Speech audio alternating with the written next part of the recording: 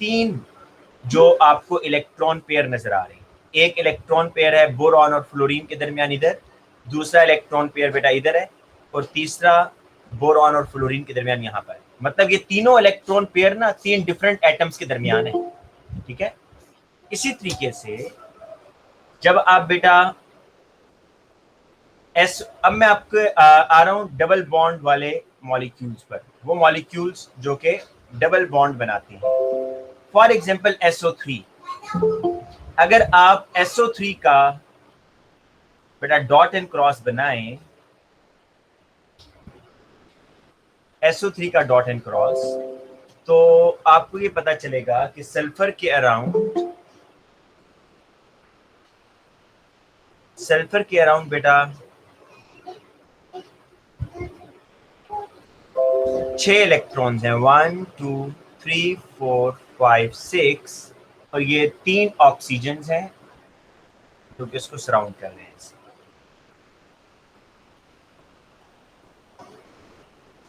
1 2 3 4 5 6, 1 2 3 4 5 6, 1 2 3 4 5 6।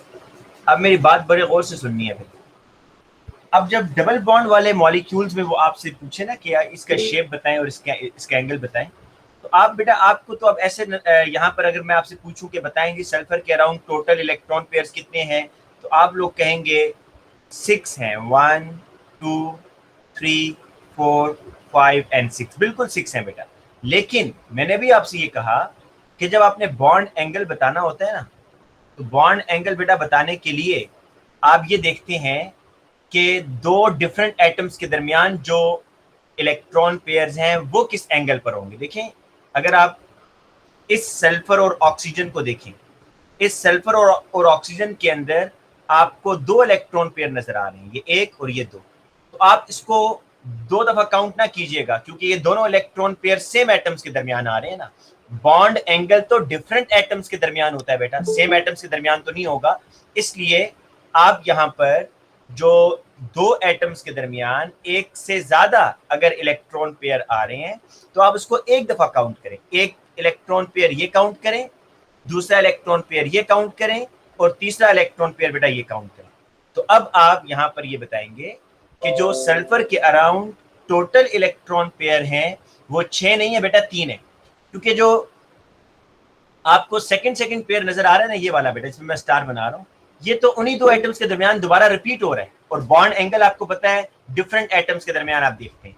इसलिए मुझे जरा बताइएगा आप कि SO3 के अंदर अब आप क्या बताएंगे कि टोटल इलेक्ट्रॉन पेयर कितने हैं जी?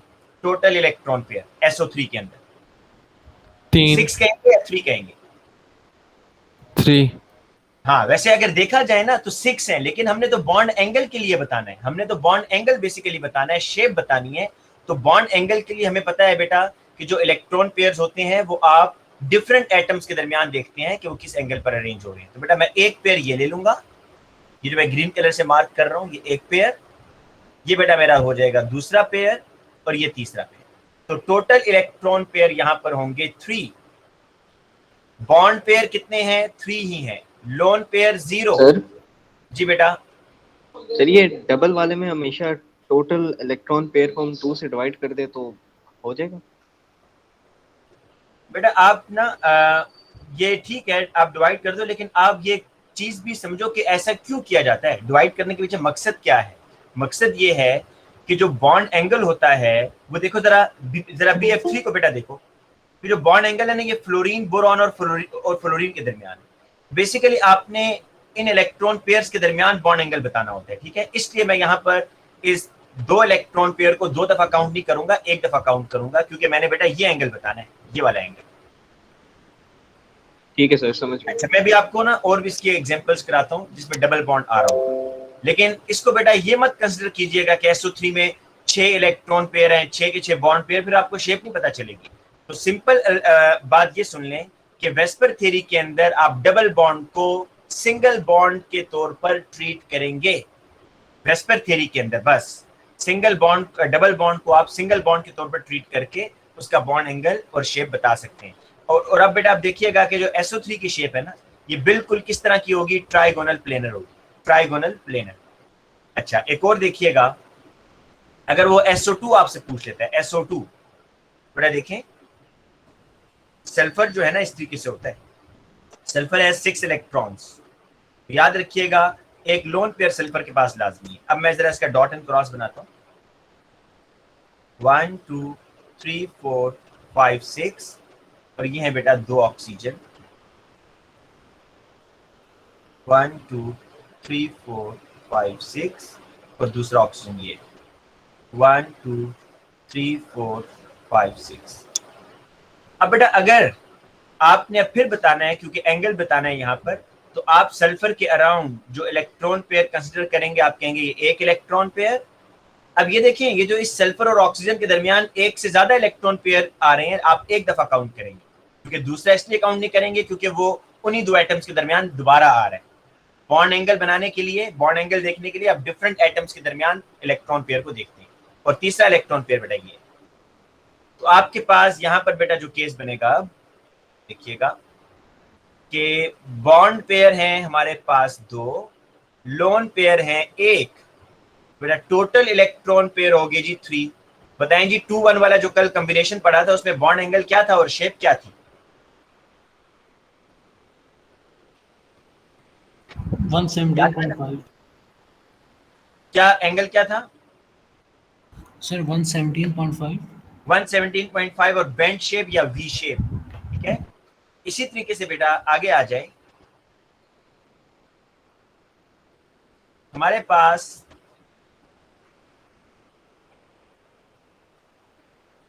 NH4+ अमोनियम आयन बेटा अगर आ जाता है, अमोनियम आयन बड़ा सिंपल है। अमोनियम आयन के लिए ना आपको इसका डेटिव बॉन्ड वाला जो कॉन्सेप्ट है वो आना चाहिए कि अमोनियम आयन बना कैसे है। NH3+, NH3 और H+, इन दोनों का रिएक्शन हुआ है तो अमोनियम आयन बना है। तो आप इसका डॉट एंड क्रॉस बनाए, बिल्कुल क्लियर हो जाएगा। देखिएगा ये नाइट्रोजन के बेटा 5 इलेक्ट्रॉन, ऐसे 3 हाइड्रोजन हैं जी नाइट्रोजन के साथ, 1 2 एंड 3, ऐसे। एक जो बेटा ये H+ है ना, ये बॉन्ड बनाना चाहता है इसके साथ, तो H+ इधर आकर अटैच हो जाएगा। अब आपने बताना है कि इसमें शेप क्या है और इसका बॉन्ड एंगल क्या है बेटा। तो बताएं इसकी क्या शेप और क्या बॉन्ड एंगल होना चाहिए जी? सर टेट्राहेड्रल बनेगा। जी बेटा टेट्राहेड्रल होना चाहिए और 109.5 यस, क्योंकि ये बिल्कुल CH4 की तरह हो गया। इस आयन को मत देखें, आयन से कंफ्यूज नहीं होना। आयन तो इसलिए बेटा ये प्लस आ गया कि आपने एक प्रोटॉन इसमें ऐड किया है, इसलिए पूरे के ऊपर पॉजिटिव चार्ज आ गया है। लेकिन बॉन्ड एंगल देखने के लिए आपने वो जो आपका टेबल है उसी को याद कर रहे हैं कि अगर 4 इलेक्ट्रॉन पेयर 0 लोन पेयर तो 109.5 टेट्राहेड्रल स्ट्रक्चर होगा। ठीक है, आगे चलते हैं बेटा।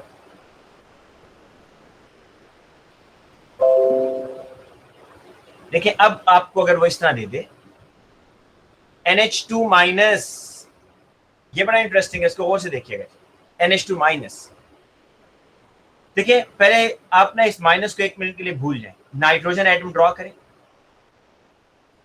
कितने इलेक्ट्रॉन होते हैं जी नाइट्रोजन के पास? 5, 1 2 3 4 और ये 5 है ना। पर इस माइनस का क्या मतलब है? नाइट्रोजन ने क्या एक इलेक्ट्रॉन गेन किया हुआ है, ये मतलब होगा ना जी बेटा। माइनस का ये मतलब नहीं होगा कि इसने एक इलेक्ट्रॉन गेन किया हुआ है। जी सर यही है। तो अब मैं नाइट्रोजन के 5 इलेक्ट्रॉन तो इसके अपने हैं, जो छठा इलेक्ट्रॉन इसने गेन किया वो मैंने क्रॉस से शो कर दिया, राइट। और अब 2 हाइड्रोजन, एक हाइड्रोजन बेटा इधर आ जाएगा और एक हाइड्रोजन इधर। तो बताएं जी अब नाइट्रोजन के पास कितने बॉन्ड पेयर, कितने लोन पेयर? बॉन्ड पेयर कितने हैं जी इसके पास? 2। लोन पेयर कितने हैं? 2। टोटल इलेक्ट्रॉन पेयर कितने हो गए? 4। ये क्या बॉन्ड एंगल होना चाहिए भाई? 2 और 2 वाला कॉम्बिनेशन चेक करें, क्या वाटर की तरह नहीं होना चाहिए इसका स्ट्रक्चर? Yes sir. इसका बॉन्ड एंगल, तो इसका बॉन्ड एंगल होगा 104.5। क्या बेटा? तो ये बेटा आपने, अच्छा अब देखें, आपको अगर ये वो कहता है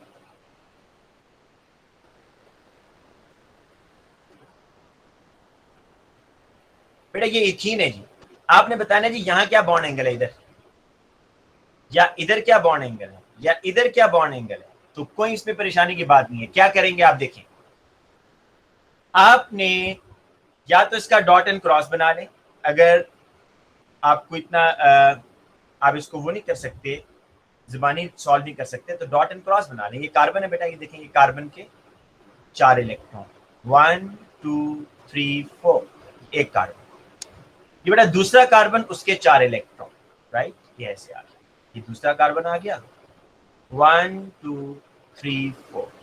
तो ये बेटा 2 हाइड्रोजन इधर और 2 हाइड्रोजन इधर।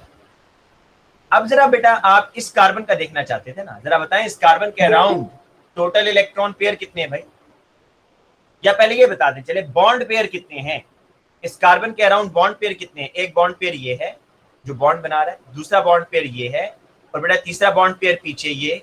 क्या इसको भी काउंट करूं दोबारा? नहीं हाँ सर। बेटा, इसको काउंट करूंगा, ये सेम एटम्स के दरमियान दोबारा आ रहा है। जब आपको सर। बताया कि सेम एटम्स के दरमियान आपने एक दफा इलेक्ट्रॉन काउंट करना है, दूसरी दफा आएगा तो उसको इग्नोर कर दे। तो कार्बन के अराउंड टोटल इलेक्ट्रॉन पेयर्स कितने हैं बेटा? 5 3। हैं? तो भाई इस रेड वाले कार्बन के अराउंड टोटल इलेक्ट्रॉन पेयर कितने हैं? 5 कहां से आ गए? से मैं टोटल बता रहा था, वैसे 3 है। Total electron pair around this red carbon 3 है जी बेटा 3 है। 3 अच्छा, अब मैं इसको इस तरह लिखता हूं, बॉन्ड पेयर है 3, कार्बन के पास लोन पेयर कोई नहीं है, टोटल इलेक्ट्रॉन पेयर 3। बेटा 3 0 वाला कॉम्बिनेशन जरा बताएं क्या बॉन्ड एंगल होना चाहिए? 120 या नहीं? हाँ बेटा जी सर। 120 होना चाहिए। और इसकी शेप क्या होनी चाहिए? Trigonal planar. शेप क्या होगी बेटा? Trigonal planar. अच्छा, इसी तरीके से बेटा अगर आप, मैं आपको एक क्वेश्चन जरा सॉल्व करवाता हूं, बल्कि मैंने आपको कल दिखाया भी था ना बेटा, एक जो 2021 का पेपर है, मैं यहां चले स्ट्रक्चर ड्रॉ कर देता हूं। अगर मेरे पास हुआ तो इधर एक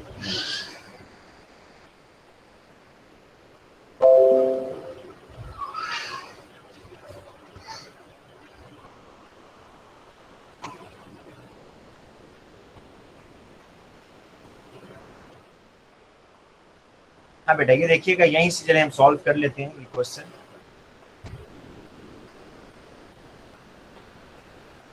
ये जी बेटा, अब आपने ये बॉन्ड एंगल बतानी है। देखें, आपको एक चीज मेरा ख्याल अभी तक समझ आ गई होगी कि जब भी कार्बन कोई डबल बॉन्डेड वाला कार्बन होगा ना, अब आपने अगर इसके इलेक्ट्रॉन पेयर कंसीडर करने देखें इधर कैसे करेंगे। एक पेयर ये है, दूसरा पेयर ये है। डबल बॉन्ड को आपको मैंने बताया आपने सिंगल बॉन्ड के तौर पर ट्रीट करना है जब बॉन्ड एंगल बता रहे हो। तो बताएंगे total electron pair around this carbon कितने हैं? 3। 3। लोन पेयर कोई नहीं है, तो बताएं बेटा अगर बॉन्ड पेयर 3 है, लोन पेयर 0 है, तो क्या होगा जी बॉन्ड एंगल? 120 120 120 होगा। अब देखें, उन्होंने जान के ऐसे बनाया हुआ है, तो बच्चे इसको क्या समझ रहे होते हैं? 180। वो इस एंगल को देख रहे होते हैं कि रियल में ये रियल एंगल थोड़ी है बेटा, वो 180 पे चले जाते हैं कि ये x 180 है। नहीं भाई, 180 नहीं है, ये आपने खुद इसको अरेंज करना है। अब आगे आ जाए बेटा y पर, दोबारा डबल बॉन्ड को सिंगल बॉन्ड कंसीडर करें। अच्छा बेटा, यहां पर ना एक चीज ध्यान में रखें, हमें पता है कि कार्बन के पास लोन पेयर कोई नहीं है, लेकिन जब कोई इस तरह का एलिमेंट आ जाएगा जिसमें नाइट्रोजन वगैरह भी होगा, तो वहां लोन पेयर को भी ध्यान में रखना है। अभी हमें कैसे पता है जी कार्बन के पास लोन पेयर नहीं है? ऐसे पता है बेटा, देखें कार्बन के ना ये चारों के चारों इलेक्ट्रॉन बॉन्डिंग में यूज हो रहे हैं। देखिए यूज हो रहे हैं ना, तो it means there is no lone pair. अब आपने क्या करना है कि डबल बॉन्ड को सिंगल बॉन्ड के तौर पर एक्ट करवाएं ऐसे। बेटा वाई का एंगल क्या होगा? अगेन यहां पर 3 इलेक्ट्रॉन पेयर 120 ही होगा। अब आगे आ जाएं, जहां पर कार्बन सिंगल सिंगल बॉन्ड बना रहा है बेटा जी, कितने बॉन्ड पेयर हैं? 4। तो एंगल क्या होगा? 109। तो आप ये इस तरीके से भी याद कर सकते हैं कि जब भी, लेकिन ये सिर्फ फिर कार्बन के लिए होगा, किसी और के लिए नहीं होगा, कि जब भी कार्बन सिंगल बॉन्डेड होगा मतलब जब कार्बन के साथ 4 डिफरेंट एटम्स लगे होंगे तो वो हमेशा 109.5 एंगल बनाएगा। अभी मैं यहाँ पर हाइब्रिडाइजेशन को नहीं लेकर आ रहा, ठीक है, उसके लिए मैं आपको अलग क्लास दे दूंगा। वैसे आप हाइब्रिडाइजेशन से भी इसको लिंक कर सकते हैं कि जब भी कार्बन sp3 हाइब्रिडाइज होता है, जब भी कार्बन sp3 हाइब्रिडाइज होता है कार्बन, तो उसका एंगल होता है 109.5। जब भी कार्बन sp2 हाइब्रिडाइज होता है तो उसका एंगल होता है 120। लेकिन हाइब्रिडाइजेशन की बेटा आपको मैं अलग क्लास उसमें करवा दूंगा। अच्छा बेटा, अब आ जाए नेक्स्ट टॉपिक के ऊपर। नेक्स्ट टॉपिक है हमारे पास electronegativity and then bond polarity और फिर डायपोल मोमेंट। तो सबसे पहले बेटा इलेक्ट्रोनेगेटिविटी पर आ जाए। इलेक्ट्रोनेगेटिविटी क्या होती है?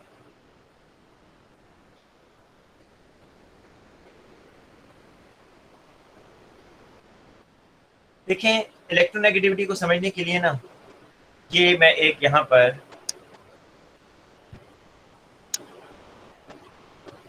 दो मॉलिक्यूल ड्रॉ करता हूं। फर्स्ट मॉलिक्यूल है H2, इसमें ये हैं दो इलेक्ट्रॉन्स, एक हाइड्रोजन का दूसरा क्रॉस दूसरे हाइड्रोजन के इलेक्ट्रॉन को शो कर रहा है। जब ये एक दफा कोवेलेंट बॉन्ड बना लेंगे म्यूचुअल शेयरिंग से, तो अब आपके ख्याल में कि ये जो पेयर ऑफ इलेक्ट्रॉन है ये किस साइड पर जाएगा? राइट साइड पर, लेफ्ट साइड पर, या मिडल में ही रहेगा? मिड में ही रहेगा। रीजन ये है कि दोनों हाइड्रोजन एटम्स का न्यूक्लियर पुल एक जैसा है।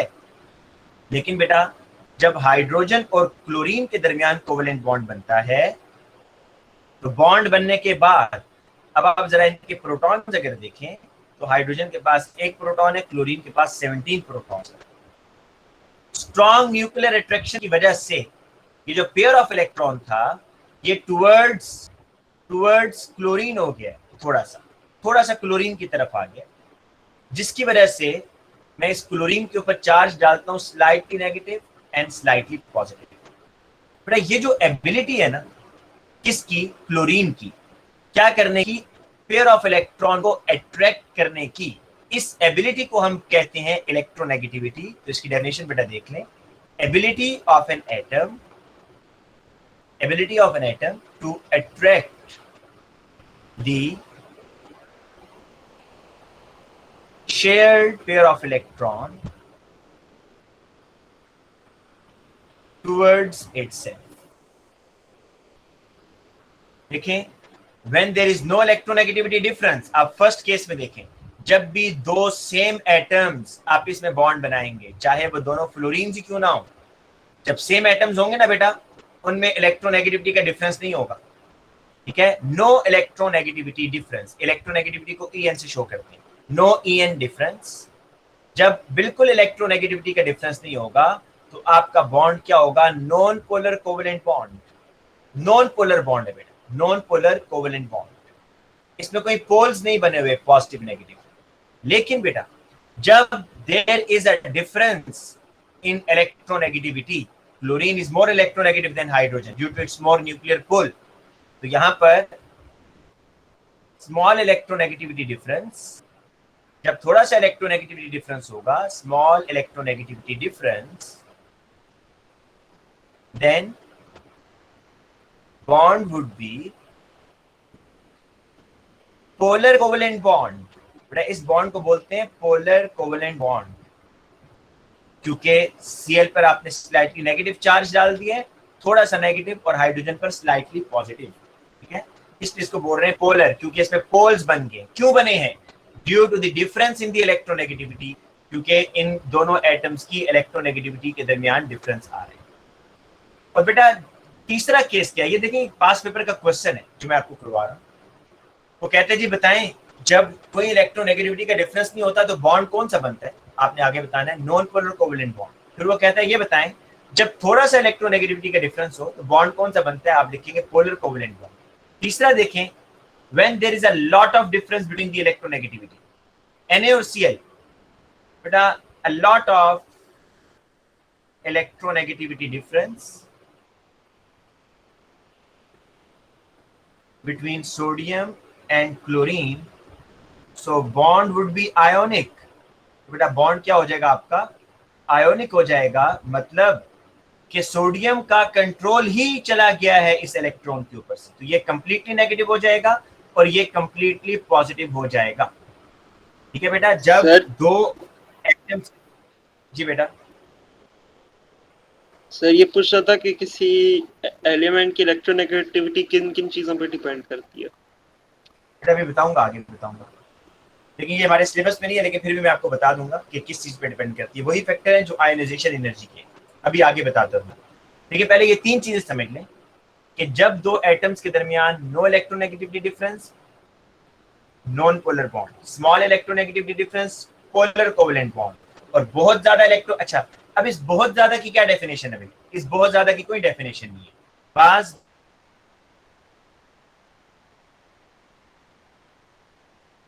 बुक्स में लिखते हैं कि अगर डिफरेंस 1.7 या इससे ज्यादा हो, लेकिन बहुत सारे ऐसे कंपाउंड इस डिफरेंस 1.7 से ज्यादा रोसिल कोवेलेंट, तो इसलिए इस लॉट ऑफ इलेक्ट्रोनेगेटिविटी की कोई हमें रेंज नहीं पता, लेकिन ये आप कह सकते हैं कि जिन मॉलिक्यूल्स में इलेक्ट्रोनेगेटिविटी का डिफरेंस 2 से ज्यादा हो ना, डिफरेंस अगर मोर देन 2 हो, तो वो आयोनिक हो सकते हैं, उनके आयोनिक होने के चांसेस ज्यादा होते हैं, लेकिन स्टिल आपको एक्सेप्शंस यहाँ पर बहुत ज्यादा मिलेंगी।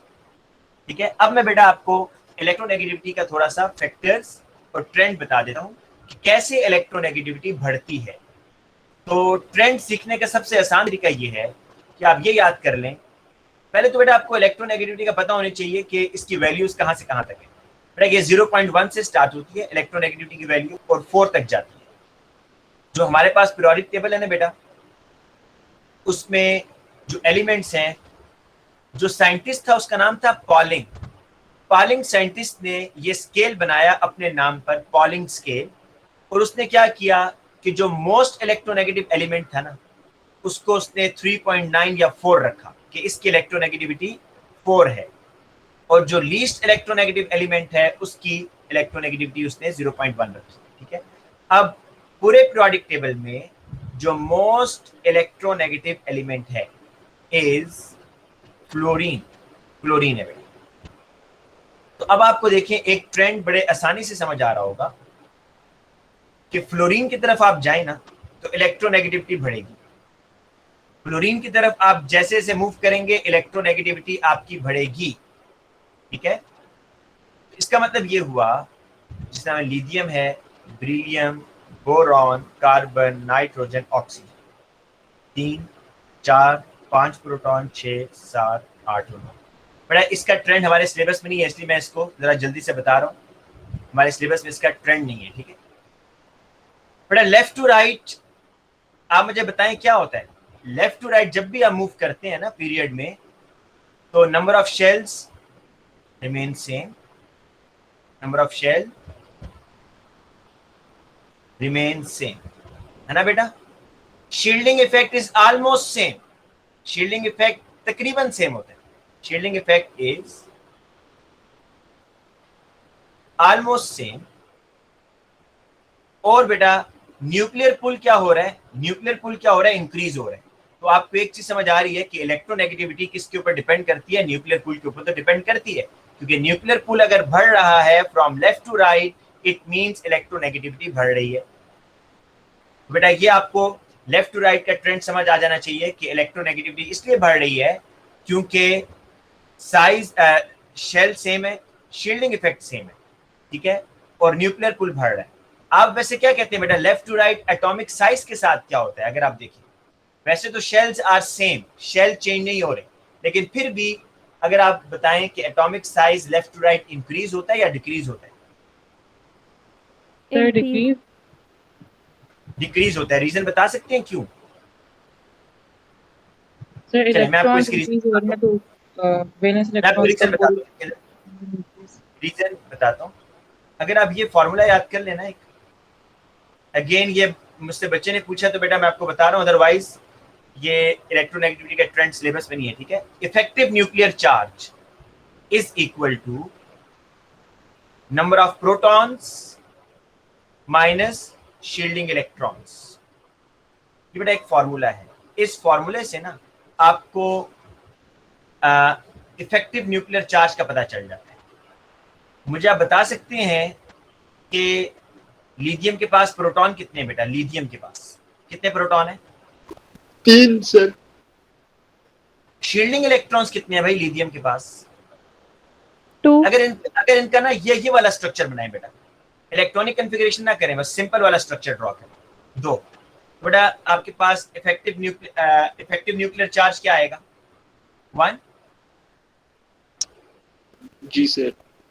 अच्छा जरा बेरिलियम को देख के बताएंगे, बेरिलियम के पास न्यूक्लियर पुल कितना है? 4।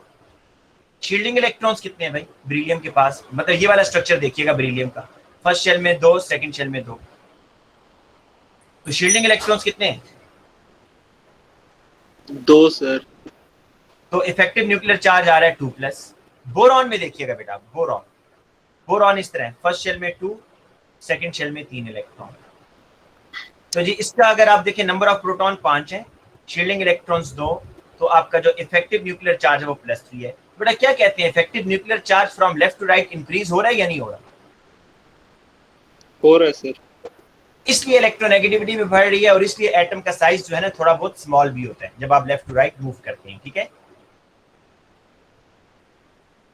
और अगर बेटा बॉटम से टॉप पर आए ना, तो जितना देखें बॉटम से टॉप की तरफ आए, ये आयोडीन है, फिर ब्रोमीन है, फिर क्लोरीन है, तो आप देख रहे हैं कि ऊपर की तरफ आएंगे तो साइज स्मॉल होगा। जितना साइज स्मॉल होगा उतना जो है ना इलेक्ट्रॉन को खींचने की एबिलिटी बढ़ती जाएगी। इसलिए fluorine is the most electronegative element. आपने बस क्या सीखना है इसमें कि ये जो 3 है ना बेटा, फ्लोरीन, ऑक्सीजन एंड नाइट्रोजन, ये टॉप 3 मोस्ट इलेक्ट्रोनेगेटिव एलिमेंट है। टॉप पे आ रहा है फ्लोरीन, फिर आता है ऑक्सीजन, और फिर आता है बेटा नाइट्रोजन, ठीक है। ये 3 जो है टॉप मोस्ट इलेक्ट्रोनेगेटिव एलिमेंट हैं। अब बेटा हम आ जाते हैं दोबारा पोलर और नॉन पोलर मॉलिक्यूल की तरफ। अच्छा BF3 बेटा, जरा BF3 को हम देखते वैसे हैं। सर ये इफेक्टिव न्यूक्लियर चार्ज की डेफिनेशन क्या होती है? न्यूक्लियर चार्ज की कोई डेफिनेशन नहीं है बेटा। Nuclear charge is the number of proton. अच्छा सर। अच्छा बेटा ये देखिए BF3, ये एक मॉलिक्यूल है। आपको पता है fluorine is the most electronegative element, तो फ्लोरीन क्या करेगा, बोरॉन से इलेक्ट्रॉन खींचेगा। क्या लग रहा है जी आपको मॉलिक्यूल, पोलर नॉन पोलर?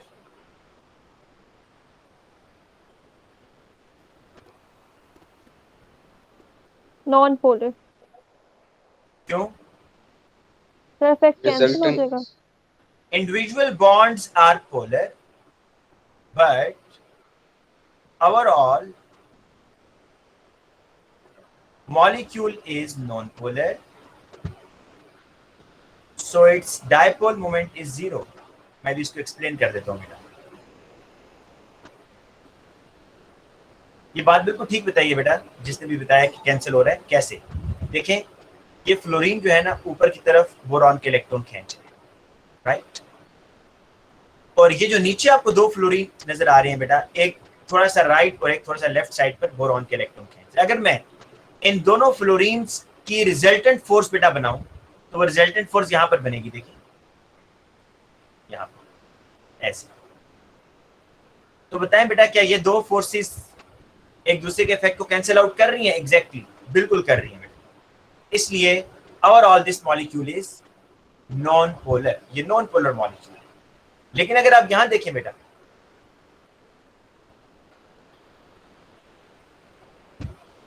इसके बारे में क्या कहते हैं जी, chlorine is more electronegative than boron, chlorine is more electronegative than boron, chlorine and overall this molecule is polar.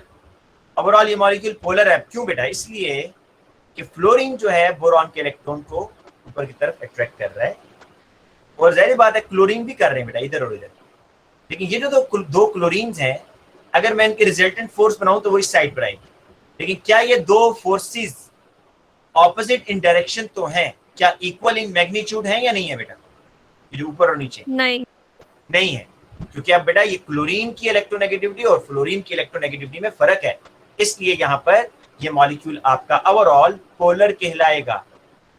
अच्छा, बड़ी फेमस एग्जांपल CCl4। CCl4 के बारे में क्या कहते हैं जी आप लोग? इज इट पोलर और non polar? Non polar sir. ये नॉन पोलर है बेटा। यहां पर भी जो फोर्सेस है ना, कैसे भला देखिए, अगर आप इसको समझना चाहते हैं, ये क्लोरीन इधर खींच रहा है, ये क्लोरीन इधर खींच रहा है, तो इन दोनों क्लोरीन्स की जो रिजल्टेंट फोर्स है वो ये बनेगी। अच्छा, इसी तरीके से बेटा ये क्लोरीन इधर, कार्बन के इलेक्ट्रॉन ये इधर, तो इनके रिजल्टेंट फोर्स ये बनेगी।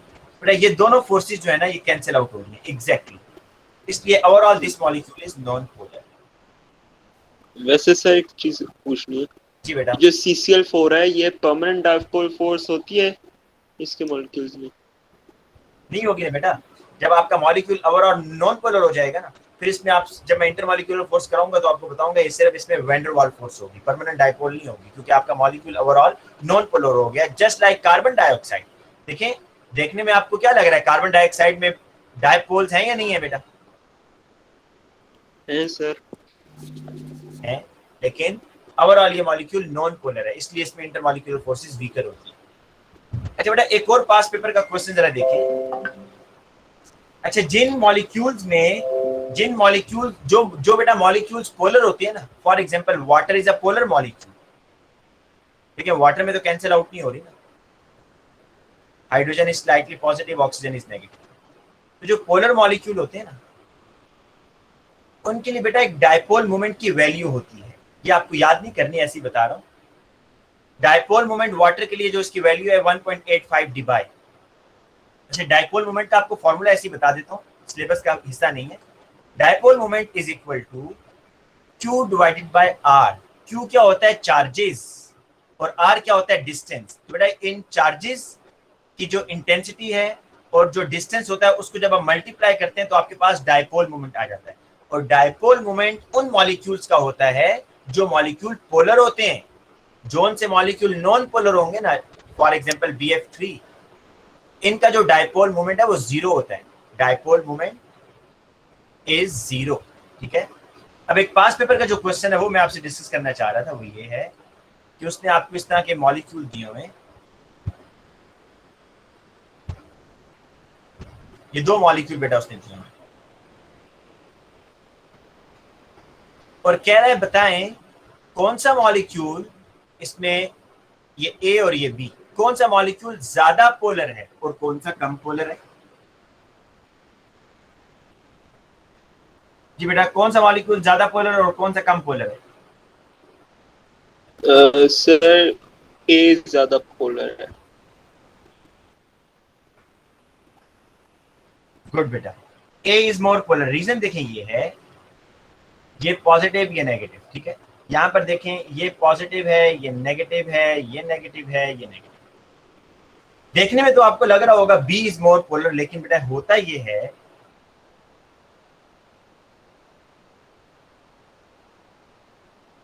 कि ऑक्सीजन कार्बन के इलेक्ट्रॉन इधर खींच रहे, ये जो दो क्लोरीन है ना, ये भी कार्बन के ऊपर, तो फोर्स को कुछ ना कुछ कैंसल आउट कर रहा है। कौन? ये जो दो क्लोरीन हैं ये। ओवरऑल ये मॉलिक्यूल जो होगा ना लेस पोलर होगा। लेकिन यहां देखें बेटा कि कार्बन के इलेक्ट्रॉन को ऑक्सीजन नीचे की तरफ खींच रहा है, लेकिन इस फोर्स को कैंसिल आउट करने के लिए ऊपर कोई फोर्स नहीं है बेटा, इसलिए हम क्या कहते हैं कि ये मॉलिक्यूल जो होगा ये ज्यादा पोलर होगा। तो आपको ये बात ध्यान में रखिएगा, पोलर और नॉन पोलर से रिलेटेड लाजमी आपको कोई ना कोई क्वेश्चन आएगा। ठीक है बेटा। अच्छा बेटा, अब आ जाए आगे, मैं आपको ना जल्दी से पाई और सिग्मा बॉन्ड का बेटा बता देता हूँ, पाई और सिग्मा बॉन्ड, और उससे रिलेटेड क्वेश्चन आपको भी बताता हूँ कि किस टाइप के क्वेश्चन आएंगे। अभी देखिए हम सिर्फ कोवेलेंट बॉन्ड वाले टॉपिक पर ही हैं। कल आपको मैंने कोवेलेंट और कोऑर्डिनेट कोवेलेंट का बताया था, उसी से रिलेटेड हमने वेस्पर थ्योरी की, उसी से रिलेटेड बेटा आज पोलर नॉन पोलर मॉलिक्यूल और कोवेलेंट बॉन्ड के अंदर ही पाई और सिग्मा बॉन्ड भी आ रहा है। अभी हमारा आयोनिक और मेटालिक बॉन्ड रहता है, ठीक है, और फिर इंटरमॉलिक्यूलर फोर्सेस भी अभी रहती है। अच्छा बेटा, पाई और सिग्मा बॉन्ड के जरा सुन लें जल्दी से, फिर उसके रिलेटेड कुछ क्वेश्चंस की प्रैक्टिस करवा दूंगा, आपको पता चल जाएगा एग्जाम में किस टाइप का क्वेश्चन आएगा। सिग्मा बॉन्ड और पाई बॉन्ड। सिग्मा बॉन्ड के बारे में बेटा याद रखें, इसका सिंबल एक तो ये होगा सिग्मा का, all single bonds are sigma bond. पहले तो ये लाइन आपको पता होनी चाहिए, all single bonds are sigma. बेटा ये बनते कैसे हैं?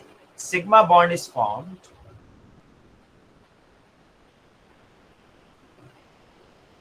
by head to head overlapping. क्या मतलब है भी बताता हूँ.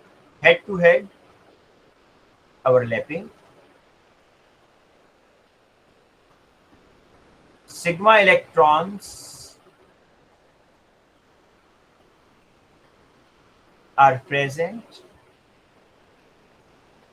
between the two nuclei. अभी जरा इसका मतलब समझ लीजिए. इस तरह हाइड्रोजन है ना बेटा हमारे पास H2. अगर आप हाइड्रोजन एटम की इलेक्ट्रॉनिक कॉन्फ़िगरेशन करें 1s1 1s1, एक हाइड्रोजन का s ऑर्बिटल और ये दूसरे हाइड्रोजन का s ऑर्बिटल. ये दोनों देखिए इस तरीके से ओवरलैप करते हैं. ये इनका ओवरलैपिंग एरिया है, आमने सामने से ओवरलैप कर रहे हैं. और जब ओवरलैप करते हैं बेटा तो ये इनका बॉन्ड बन गया बेसिकली दो हाइड्रोजन एटम्स के दरमियान. अब आप देखिए जो बॉन्डिंग इलेक्ट्रॉन्स है ना, या जिनको मैंने सिग्मा इलेक्ट्रॉन्स कहा, सिग्मा बॉन्ड की निशानी ये है कि जब भी बॉन्डिंग इलेक्ट्रॉन्स दो न्यूक्लियाई के दरमियान में हो तो समझ जाएं कि ये सिग्मा बॉन्ड है. सिग्मा बॉन्ड बेटा, सिग्मा बॉन्ड जो है ये एक स्ट्रॉन्गर बॉन्ड होता है. स्ट्रॉन्गर बॉन्ड का मतलब, स्ट्रॉन्गर बॉन्ड क्यों होता है बेटा, उसकी दो रीजंस हैं. पहली रीजन कि जो ये इलेक्ट्रॉन्स हैं, bonding electrons are attracted by two nuclei. दोनों तरफ से जो न्यूक्लियस हैं वो इस बॉन्डिंग इलेक्ट्रॉन्स को अट्रैक्ट कर रहे हैं. एक हाइड्रोजन राइट साइड पर, दूसरा हाइड्रोजन लेफ्ट साइड पर, जिसकी वजह से बेटा इन इलेक्ट्रॉन्स के ऊपर अटैक करना या अप्रोच करना इन इलेक्ट्रॉन्स पर थोड़ा सा मुश्किल होता है. और दूसरी reason why sigma bond is stronger, due to the more overlapping area. ये जो आपका सिग्मा बॉन्ड जब बनता है ना बेटा तो इसमें ओवरलैपिंग एरिया ज्यादा होता है, ऑर्बिटल्स ज्यादा ओवरलैप करते हैं एक दूसरे के साथ. तो सिग्मा बॉन्ड के बारे में क्या बातें आपने याद रखनी है कि जितने भी सिग्मा बॉन्ड हैं, जितने भी सिंगल बॉन्ड है वो सिग्मा होते हैं, हेड टू हेड ओवरलैपिंग, और जो बॉन्डिंग इलेक्ट्रॉन्स हैं वो दो न्यूक्लियाई के दरमियान होंगे. फॉर एग्जांपल एक और एग्जांपल बेटा करते हैं. हमारे पास है HF, हाइड्रोजन फ्लोराइड. अगर आप HF की बॉन्डिंग देखें, हाइड्रोजन की इलेक्ट्रॉनिक कॉन्फ़िगरेशन 1s1, फ्लोरीन की 1s2, 2s2, 2px2, 2py2 and 2pz1. ये जो बेटा हाफ फील्ड होते हैं ना ऑर्बिटल्स, ये आपस में बॉन्ड बनाते हैं. ये s और ये बेटा Z. इस तरीके से बेटा बॉन्ड बने. देखिए ये हाइड्रोजन है और ये फ्लोरीन. अगेन आप ये चेक करें कि जो बॉन्डिंग इलेक्ट्रॉन्स हैं present between the two nuclei, इसलिए ये सिग्मा इलेक्ट्रॉन्स हैं. सिग्मा इलेक्ट्रॉन आमने सामने से हेड टू हेड ओवरलैप करते हैं और जब भी दो एटम्स पहला बॉन्ड बनाएंगे वो हमेशा सिग्मा होगा. तीसरी एग्जांपल बेटा आप अगर फ्लोरीन की ले लें, F2 के अंदर देखें दोनों 2pz, एक फ्लोरीन का 2pz और दूसरे फ्लोरीन का 2pz आपस में बॉन्ड बनाए. ये देखिए एक फ्लोरीन का 2pz1 और ये दूसरे फ्लोरीन का 2pz1, ये आपस में बेटा बॉन्ड बना लेंगे. This is the sigma bond. तो आपको यहाँ पर ये मैंने बताना था कि जो सिग्मा बॉन्ड होता है वो s और s ऑर्बिटल भी बना सकते हैं. सिग्मा बॉन्ड s और p ऑर्बिटल के दरमियान भी बनता है और सिग्मा बॉन्ड p और p ऑर्बिटल के दरमियान भी बनता है. और जितने सिंगल बॉन्ड होते हैं वो सिग्मा होते हैं. सिग्मा बॉन्ड इज स्ट्रॉन्गर और इलेक्ट्रॉन की पोजीशन कहां पर होती है, बिटवीन दी टू न्यूक्लियाई. जबकि जो पाई बॉन्ड है, पाई बॉन्ड इससे थोड़ा सा चेंज है, उसमें जो ओवरलैपिंग होगी ना वो भी बेटा साइडवेज ओवरलैपिंग होगी. तो इसमें साइडवेज ओवरलैपिंग है, sideways overlapping. pi electrons are present above or below the nuclei. अभी इसको मैं एक्सप्लेन करूंगा. पहले तो ये समझ लें कि पाई बॉन्ड बनता कब है. जिस तरह मैंने आपको सिग्मा बॉन्ड के बारे में बताया कि जब भी दो एटम्स बॉन्ड बनाएंगे ना तो वो सिग्मा बॉन्ड होगा. पाई बॉन्ड कब बनेगा? पाई बॉन्ड बेटा उस वक्त बनेगा जब दो एटम्स हैं, इन्होंने डबल बॉन्ड बनाना है. तो पहला बॉन्ड तो ये सिग्मा बनाएंगे, लेकिन जब इन्हीं दो एटम्स के दरमियान दूसरा बॉन्ड बनेगा तो वो पाई होगा। फॉर एग्जाम्पल एक और एग्जाम्पल देखिए, नाइट्रोजन है ना, इन दो नाइट्रोजन एटम्स ने बॉन्ड बनाने, पहला बॉन्ड इनका सिग्मा होगा, इन्हीं दो एटम्स के दरमियान रिमेनिंग जितने भी बॉन्ड आप बनाते जाएंगे वो सारे के सारे पाए होंगे। अब एक जरा पाए बॉन्ड की एग्जांपल देखिए, पहले ये देख लें कि इसमें ओवरलैपिंग होती कैसे। सपोज ये है ना आपका एक 2p-y है, सपोज ये उसका एक इलेक्ट्रॉन, तो जो दूसरा 2p-y आएगा वो इस तरीके से ओवरलैप करेगा साइडवेज। देखें ये साइडवेज ओवरलैपिंग है ऐसे, जबकि आपने यहां देखा था सिग्मा बॉन्ड में हेड टू हेड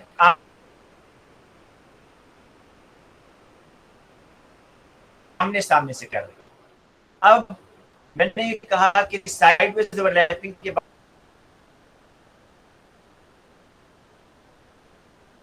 बाद मैंने दूसरा पॉइंट ये लिखा था कि जो इलेक्ट्रॉन है वो या तो न्यूक्लियस के ऊपर होंगे या न्यूक्लियस के नीचे होंगे। ये बेटा देखें ये आपका न्यूक्लियस है, आपको नजर आ रहा है कि जो बॉन्डिंग इलेक्ट्रॉन्स हैं ये इस दफा न्यूक्लियर एक्सिस के दरमियान में नहीं है, या अबव होंगे या बिलो होंगे। इसलिए बेटा ये आपका होगा पाई बॉन्ड, जिसमें जो आपके पाई इलेक्ट्रॉन्स हैं अबव द न्यूक्लियर या बिलो द न्यूक्लियर। और एक क्वेश्चन बेटा उसने इस तरह का दिया हुआ है कि ये एक्सिस देकर कहता है, ये उसने एक्सिस दिया हुआ है और कहता है this is the nuclear axis, nuclear axis, और आपसे कहते हैं जी कि आप पाई इलेक्ट्रॉन यहां पर ड्रॉ करें।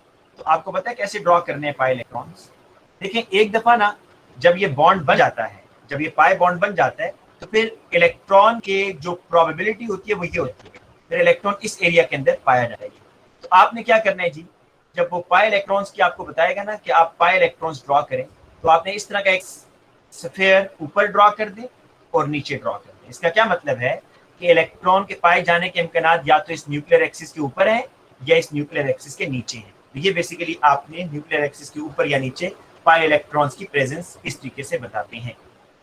अगर बेटा आपने इसकी डिटेल वाला सुनना है ना सिग्मा बॉन्ड और पाई बॉन्ड, तो वो मेरी रेगुलर क्लास आप जाएंगे यूट्यूब पे आपको मिल जाएगा, वहां पर आप इसका डिटेल लेक्चर सुन लें। ठीक है, मैंने यहाँ डिटेल नहीं करवाई, सिर्फ आपको मेन पॉइंट्स बताए हैं, क्योंकि अभी जो मेन काम करना है आपको मैंने क्वेश्चन बताने हैं कि वो एग्जामिनर कैसे क्वेश्चन पूछेगा। सपोज ये बेटा एक कंपाउंड है CH3 C double bond O oxygen C double bond O। आपसे कहेगा जी बताएं इसमें सिग्मा बॉन्ड कितने हैं और पाई बॉन्ड कितने हैं। तो पहला काम तो आप ये करें ना, आप डिस्प्लेट कर लिया करें, ज्यादा आसानी होती है। इस टाइप के क्वेश्चन काफी पूछेगा, और सम टाइम ऑर्गेनिक कंपाउंड आपको स्केलेटल में देगा, उसमें गलती के चांसेस ज्यादा होते हैं। तो आपको सिर्फ ये पता होना चाहिए जो सिंगल बॉन्ड है ना वो सिग्मा है बेटा। तो मैं सिग्मा का यहाँ सिंबल डालता जा रहा हूँ, ये सब सिग्मा बॉन्ड है। इस डबल में से ना एक सिग्मा है, डबल में से एक सिग्मा है, ये भी सिग्मा है, ये भी सिग्मा है। कार्बन ऑक्सीजन डबल बॉन्ड में एक सिग्मा है, ये सिग्मा है, ये भी सिग्मा है, ये भी सिग्मा है, ये भी सिग्मा है और ये भी सिग्मा। पाई बॉन्ड कौन कौन से होंगे बेटा, आपने उस पर निशान लगा देने। ये पाई बॉन्ड है, ये डबल बॉन्ड बन रहा है बिटवीन, ये पाई बॉन्ड। तो आप कहेंगे 2 पाई बॉन्ड है और बाकी जो है 1 2 3 4 5 6 7 8 9 10 11 12 13 इसमें सिग्मा बॉन्ड है। इस टाइप के क्वेश्चन आपसे पूछेगा, ठीक है, पाई और सिग्मा बॉन्ड के अंदर। मुझे बताएं यहां तक कोई क्वेश्चन तो बेटा पहले पूछ लें। हाँ जी बेटा, यहां तक कोई क्वेश्चन है पाई और सिग्मा बॉन्ड में? अच्छा बेटा ये बताएं कि जो आपके पास एक कॉन्सेप्ट है हाइब्रिडाइजेशन, वो आप लोगों को आता है या नहीं आता हाइब्रिडाइजेशन, या भूल चुके हैं बेटा?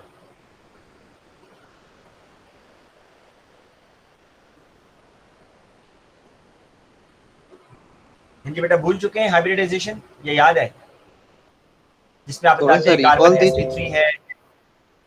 सर भूल गए, दोबारा करा दें। ठीक है बेटा, वो मैं आपको कराता हूं सर रिवाइज करवा दें। अच्छा ये जो हाइब्रिडाइजेशन मैं करवा देता हूं बेटा, ये जो हाइब्रिडाइजेशन का कॉन्सेप्ट है ना बेटा, इसके अंदर भी मैं आपको पूरा टॉपिक पढ़ा दे रहा हूँ, लेकिन एट द एंड वो आपसे पूछेगा, पता है क्या आपसे पूछेगा, ये कि बताएं जी जो मॉलिक्यूल है इसमें इस कार्बन की हाइब्रिडाइजेशन क्या है, इस कार्बन की क्या है और इस ऑक्सीजन की क्या है, sp3 sp2 या sp। तो आपको एट द एंड लगाना तो फॉर्मूला है, एक फॉर्मूला बेटा आपने लगाना है, लेकिन उसके पीछे जो सारा कॉन्सेप्ट है वो समझ लें पहले कि हाइब्रिडाइजेशन होता क्या है। मुझे ये बताएं कि एक मॉलिक्यूल है CH4 की, हम यहां से स्टार्ट करते हैं। इस कार्बन की ना इलेक्ट्रॉनिक कॉन्फ़िगरेशन में करता हूं 1s2 2s2 एंड 2p2। ये है जी इसकी इलेक्ट्रॉनिक कॉन्फ़िगरेशन। इस इलेक्ट्रॉनिक कॉन्फ़िगरेशन को देख के बताएं कि कार्बन को बॉन्ड कितने बनाने चाहिए, 2 या 4?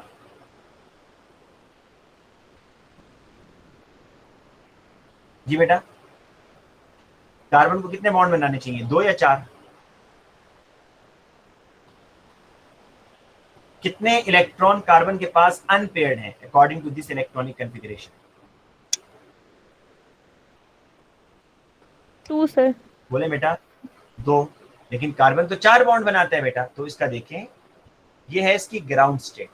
जब कार्बन ने बॉन्ड बनाने होते हैं ना बेटा, बॉन्ड बनाने के लिए कार्बन का जो एक 2s वाला इलेक्ट्रॉन है ये जंप करता है इनटू द 2pz। ये 2s1 हो जाएगा, 2px1 2py1 2pz1। ये है इसकी एक्साइटेड स्टेट। अब जरा मेरी एक और बात बेटा सुनिएगा। ये जंप बेटा। क्यों करते हैं? बेटा क्योंकि देखें, कार्बन ने बॉन्ड बनाने हैं 4, सपोज 4 बॉन्ड बनाने, लेकिन इस टाइम ये कितने बॉन्ड बना रहा है बेटा, ये बताओ चलो? 2। जी 2 बना। जब 2 बॉन्ड बनाएगा तो कुछ ना कुछ एनर्जी रिलीज होगी या नहीं होगी बेटा? होगी। वो जो एनर्जी रिलीज होती है ना, वो एनर्जी यूटिलाइज हो जाएगी 2s का इलेक्ट्रॉन जंप करवाने में इनटू द 2pz। क्योंकि देखिए अगर इलेक्ट्रॉन जंप नहीं करेगा तो मुझे बताओ सर एनर्जी क्या कहाँ ऑप्शन से आएगी? कंप्लीट होगा? एक मिनट बेटा, अगर 8 इलेक्ट्रॉन, अगर ये 2s का इलेक्ट्रॉन जंप नहीं करेगा तो क्या कार्बन स्टेबल होगा? नहीं सर, नहीं स्टेबल होगा। नहीं स्टेबल होगा बेटा। ये एनर्जी के बारे में ना, एनर्जी के बारे में साइंटिस्ट ये कहते हैं कि ये एनर्जी कहाँ से आई, 2s का इलेक्ट्रॉन 2pz में कैसे चला गया। तो ये कहते हैं कि जब इनिशियली ये 2 बॉन्ड्स, कार्बन जब 2 बॉन्ड्स बनाता है तो ये 2 इलेक्ट्रॉन तो उसके अनपेयर्ड है ना बेटा, या नहीं है? हाँ बेटा। बेटा साथ आगे से रिस्पॉन्ड करो ना, मैं आपको बता रहा हूँ। कार्बन सर के आवाज 2 नहीं आ रही इलेक्ट्रॉन आपकी। अनपेयर्ड है, कार्बन के 2 इलेक्ट्रॉन अनपेयर्ड है या नहीं है बेटा? जी सर। अब ये जब कार्बन 2 बॉन्ड बनाएगा, bond formation is always exothermic, energy release होगी। तो वो जो एनर्जी रिलीज हुई है वो यूटिलाइज हो जाती है 2s का इलेक्ट्रॉन जंप करवाने में इनटू द 2pz। अच्छा सर। ये एक फैक्टर है, मे भी कहीं और से आती हो, मे भी वो कहीं और से एनर्जी लेता हो, लेकिन एक ये रीजन भी हो सकती है कि वो एनर्जी कहाँ से आई कि 2s का इलेक्ट्रॉन 2pz में मे भी यहाँ से एनर्जी रिलीज हुई और उस इलेक्ट्रॉन ने उसको जंप करवा दिया। लेकिन बेटा इलेक्ट्रॉन जंप लाजमी करता है, इसका प्रूफ क्या है कि इलेक्ट्रॉन जंप करता है? आप देख लें, आपको जितने भी कंपाउंड नजर आ रहे हैं, कार्बन उसमें 2 बॉन्ड बना रहा है या 4 बॉन्ड बना रहा है? जितने भी आपको कंपाउंड नजर आते हैं, 4। कार्बन कितने बॉन्ड बना रहा होता है? तो इसका मतलब है कि 2s का इलेक्ट्रॉन जंप तो कर रहा है ना, या नहीं कर रहा? जी सर कर रहा है। अगर जंप ना कर रहा होता तो कार्बन फिर 2 ही बॉन्ड बना रहा होता। अब बेटा यहाँ पर एक और मसला ये आ गया है, आप जरा CH4 को देखें, CH4 मॉलिक्यूल को देखें और बताएं क्या इसके ये चारों बॉन्ड्स एक जैसे हैं, आइडेंटिकल हैं या नहीं है बेटा? जी सर चारों एक जैसे। एक जैसे हैं, ऑल बॉन्ड्स आर आइडेंटिकल। लेकिन क्या इन ऑर्बिटल्स को देखें, क्या ये चारों ऑर्बिटल्स आइडेंटिकल हैं या नहीं है? नहीं सर। एक जैसे हैं चारों? नहीं सर। नहीं, एक जैसे नहीं है। 2s की कम एनर्जी है, 2p की ज्यादा एनर्जी है, तो ये ऑर्बिटल्स एक जैसे नहीं है बेटा। तो अब क्या ये पॉसिबल है कि डिफरेंट एनर्जी वाले ऑर्बिटल्स एक जैसे बॉन्ड बना दें? क्या ये पॉसिबल है? नहीं सर। नहीं। इसलिए एक कॉन्सेप्ट है जिसका नाम है हाइब्रिडाइजेशन। हाइब्रिडाइजेशन ये है कि mixing of mixing of atomic orbitals having different energies give rise to those orbitals having same energy and shape. बेटा हाइब्रिडाइजेशन की डेफिनेशन ये है कि डिफरेंट एनर्जी वाले ऑर्बिटल्स मिक्स होते हैं और ऐसे हाइब्रिड ऑर्बिटल्स बनाते हैं which have same energy and same shape. इसलिए अगर आप एक जैसे ऑर्बिट बॉन्ड बनाना चाहते हैं तो उसके लिए लाजमी है कि जो आपके ऑर्बिटल्स हैं उनकी एनर्जी भी सेम होनी चाहिए ना. तो इसलिए बेटा ये जो कार्बन के 4 ऑर्बिटल्स हैं बॉन्ड बनाने से पहले ये हाइब्रिडाइज होंगे. हाइब्रिडाइज का मतलब है कि ये मिक्स होंगे क्योंकि इनकी एनर्जी डिफरेंट है और मिक्स होने के बाद ये आपको ऐसे ऑर्बिटल्स बना के देंगे which have same energy and same shape. बेटा अब जरा देखें, एस की शेप होती है ये 2s, स्फेरिकल है. ये है जी 2px, ये है जी 2py और ये है जी 2pz. इनमें एक एक इलेक्ट्रॉन. ये सब मिक्स होंगे खुद ब खुद, हम नहीं बेटा करा रहे, ये नेचर में खुद ब खुद प्रोसेस हो रहा है. मिक्सिंग के बाद इनके बेटा ये 4 एटॉमिक ऑर्बिटल मिक्स किए थे ना आपने, तो ये 4 हाइब्रिड्स बन गए having same energy and same shape. हर एक के पास एक एक इलेक्ट्रॉन है. हर हाइब्रिड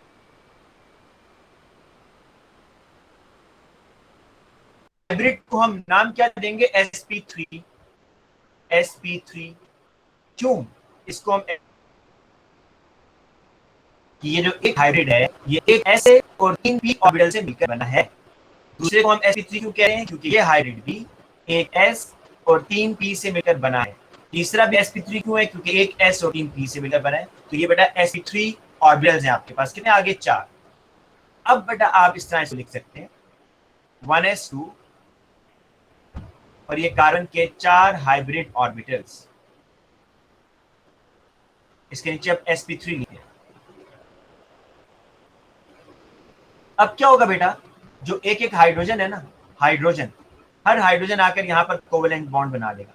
ये देखिए ऐसे कर, अगर मैं यहां डायग्राम बनाऊं, स्मॉलर लूप को for the sake of simplicity मैं यहां नहीं ड्रॉ कर रहा, तो ये 4 हाइब्रिड्स, ये एक sp3, ये दूसरा sp3, ये तीसरा sp3 और ये चौथा sp3, और एक एक हाइड्रोजन यहां पर आकर अटैच हो जाएगा. आपसे क्वेश्चन क्या होगा जरा सुनें. आपसे ये चीज नहीं पूछी जाएगी जो भी तक मैंने बताई. आपको क्वेश्चन ये होगा कि बताएं in CH4 what is the hybridization mode of carbon. के कार्बन में हाइब्रिडाइजेशन क्या हो रही है बेटा? उसका सिंपल सा एक फॉर्मूला है जो आप याद कर लें.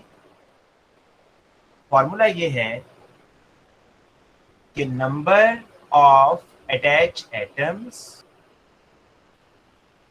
Plus number of lone pairs. बताएंगे इस कार्बन के साथ अटैच एटम्स कितने हैं? CH4 में कितने अटैच एटम है? 4 सर. 4 अटैच एटम है. तो attach atoms are 4. Lone pair carbon के पास कितने हैं? 0. आंसर क्या आ रहा है? 4. क्या आंसर आ रहा है बेटा? आंसर 4 आ रहा है ना, या नहीं? Yes sir. आंसर 4 आएगा ना बेटा. अब ये 4 आपको ये बता रहा है कि 4 एटॉमिक ऑर्बिटल मिक्स हुए हैं. ये 4 क्या बता रहा है कि CH4 की फॉर्मेशन में कितने ऑर्बिटल मिक्स हुए हैं. ये आपको बेसिकली नंबर ऑफ ऑर्बिटल्स बताते हैं. नंबर ऑफ ऑर्बिटल्स, तो नंबर ऑफ ऑर्बिटल कितने मिक्स हुए? 4. 4 ऑर्बिटल्स ने मिक्सिंग में हिस्सा लिया. उसमें s तो लाजमी होता है ना, s तो बेटा लाजमी होगा ही होगा. एक s होगा तो बाकी 3 फिर कौन से होंगे? सारी बात है, बाकी 3 p के हैं. sp3 आप कहेंगे कि CH4 के अंदर जो कार्बन की हाइब्रिडाइजेशन है वो sp3 है. और याद रखें जब भी कार्बन sp3 हाइब्रिडाइज होता है उसका एंगल 109.5 होता है और इसकी शेप टेट्राहेड्रल होती है. मैं आपको एक और एग्जांपल पहले कराता हूँ फिर उसके बाद मजीद बात क्लियर होगी. सर ऊपर करके दिखा सकते हैं स्क्रीन? ये बेटा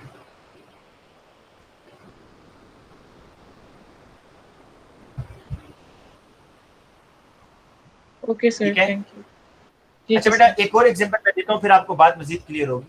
वो आपसे पूछ सकते हैं जी इथीन में बताएं हाइब्रिडाइजेशन क्या है। इथीन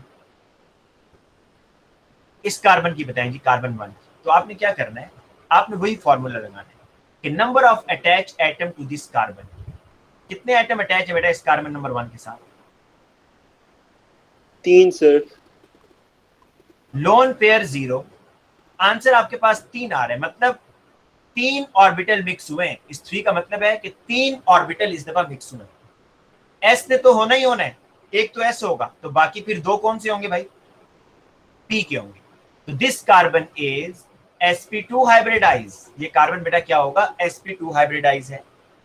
एक और एग्जांपल देखें, फिर मजीद क्लियर होती जाएगी बात। NH3 है बेटा आपके पास। वो आपसे कहता है जी बताएं what is the hybridization of nitrogen. Same formula, number of attach atom. Nitrogen के साथ अटैच एटम कितने हैं भाई? 3 है। क्या नाइट्रोजन के पास कोई लोन पेयर होता है बेटा? जी, एक लोन पेयर होता है नाइट्रोजन के पास। तो 3 + 1 4, ये बेटा आ गया 4। इसका मतलब ये हुआ कि नाइट्रोजन की जब बॉन्ड बने तो बॉन्ड बनने से पहले कितने ऑर्बिटल्स ने मिक्सिंग में हिस्सा लिया? 4 ऑर्बिटल्स ने। उन 4 में से एक तो एस ही होगा और बाकी फिर 3 पी होंगे। देखिए आपके सिलेबस में ना जो हाइब्रिडाइजेशन है वो यही 3 है, sp3, sp2 और sp। A2 में जब और sp A2 में जब जाएंगे तो वहां पर आपको ऐसे कंपाउंड भी दिए जाएंगे जिसमें d ऑर्बिटल भी यूज हो रहा होगा, d2sp3, dsp3। तो इस तरह के भी आएंगे, लेकिन अभी AS में आपने सिर्फ ये 3 हाइब्रिडाइजेशन समझनी है, sp, sp2 एंड sp3। अब मैं आपको एक और एग्जांपल sp की भी करवा देता हूँ। ये देखें जी, आपके पास है कार्बन कार्बन ट्रिपल बॉन्ड। आपसे पूछता है ये जो कार्बन है ना जिसमें मैंने स्टार बनाया है, इसकी हाइब्रिडाइजेशन क्या है? तो आप वही फॉर्मूला लगाएं कि number of attach atom to this carbon. कितने एटम अटैच हैं इस कार्बन के साथ? 2। लोन पेयर 0, तो आंसर क्या आएगा बेटा? 2 आएगा। आंसर 2 आ रहा है। इसका मतलब ये हुआ कि 2 ऑर्बिटल्स मिक्सिंग में इन्वॉल्व हैं। एस ने तो होना ही होना है, एक एस और फिर दूसरा क्या होगा? पी होगा बेटा। एक एस और एक पी है। पी के 3 ऑर्बिटल होते हैं ना, लेकिन उन 3 ऑर्बिटल में से कोई एक पी का ऑर्बिटल मिक्सिंग में हिस्सा ले रहा है। तो this carbon is sp hybridize. बेटा ये समझ आ गया आपको हाइब्रिडाइजेशन वाला कॉन्सेप्ट? यस बेटा। सर। सर मुझे एक बात पूछनी है। जी सर जो लोन पेयर वाला ऑर्बिटल होता है वो किस तरह मिक्सिंग में इन्वॉल्व होता है? जो मिक्सिंग में आपने इन्वॉल्व अमोनिया नहीं की होता बेटा। मिसाल दी थी मिक्सिंग में आपने लास्ट टाइम भी मुझे याद है पूछा था, आपको मैंने बताया था मिक्सिंग में इन्वॉल्व नहीं है, लेकिन वो वैलेंस शेल में आ रहा होता है, इसलिए हम इसको कंसीडर करते हैं बेटा। बॉन्ड वो नहीं बना रहा होता, अच्छा सर। बॉन्ड वो नहीं बना रहा होता, लेकिन वो वैलेंस शेल में आ रहा है, इसलिए हम इसको कंसीडर करते हैं। अच्छा इसी एक एग्जांपल और कर लेते हैं। इसमें ऑक्सीजन आ रहा हो, CH3, C double bond O, oxygen CH3। ये कार्बन A है, ये B है, ये C है और ये D है। बेटा आपने मुझे तमाम के बॉन्ड एंगल्स भी बताने हैं और हाइब्रिडाइजेशन भी बतानी है। पहले A कार्बन का बताएं जी, ये जो कार्बन A है इसका पहले बॉन्ड एंगल बताएं। शाबाश, बॉन्ड एंगल क्या होगा इसमें? सर 109.5। और इसके बाद हाइब्रिडाइजेशन भी बतानी होगी। तो हम A कार्बन की बात कर रहे हैं, एंगल है जी 109.5 और हाइब्रिडाइजेशन क्या होगी? sp3। ये बेटा 4 एटम्स के साथ अटैच है, 3 हाइड्रोजन और 1 ऑक्सीजन। अब बेटा ऑक्सीजन पर आ जाए जिसके साथ मैंने बी लिखा हुआ है, इसके अंदर बॉन्ड एंगल क्या होगा जी ऑक्सीजन का? यहां पर बॉन्ड एंगल की बात होती है तो इसको देखना आपने। ये कौन कौन कह रहा है 180 होगा? 180।